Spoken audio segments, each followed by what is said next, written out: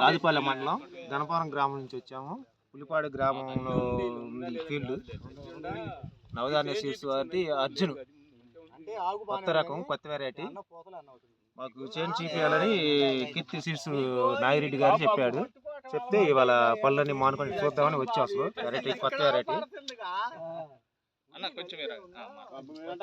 చూడటానికి వచ్చాము. 10 మంది రైతులు వచ్చాము.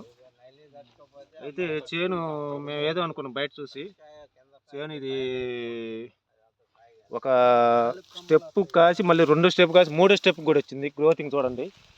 ఈ కాయ చిక్కన కాపు పడది. పట్టంలో కూడా ఎకరానికి ఇప్పుడు 25 నుంచి 30 క్వింటాలు కాపీ ఆపడుతుంది. ఏడ చేస్తే మామూలు ఎత్తితే మొత్తం కాయ పడుతుంది. అది పట్టుకోది కావట్లేదు. ఏ కాయనా ఏ చెట్టు పట్టుకున్నా సరే బాగుంది. ముందు విల్టు లేదు, తాళ్ళు లేదు. బాగా కాయ కూడా మంచి రంగు ఉంది, నిండు రంగులో కూడా బాగుంది. వెరైటీ బాగుంది. నల్లి లేదు ముందు అసలు.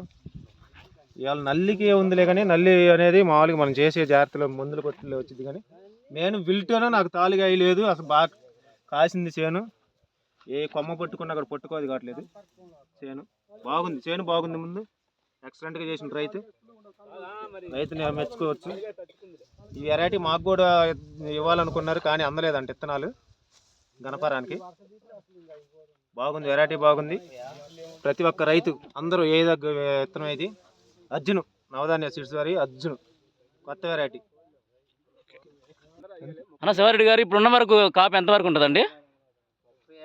మీరు చూసారు కాబట్టి 25 నుంచి 30 క్వింటాల మడి కాయ కూడా తగ్గదండి. 25 నుంచి 30 క్వింటాలు తగ్గదు. కాపు బడికి 30 క్వింటాల కాపు కాసింది. రైతులందరూ వేసుకోవాల్సిందిగా ప్రతి ఒక్క రైతు అందరూ రైతులు కూడా వేసుకోదగ్గర విత్తనం కాబట్టి చూద్దాం. థ్యాంక్ యూ శివారెడ్డి గారు.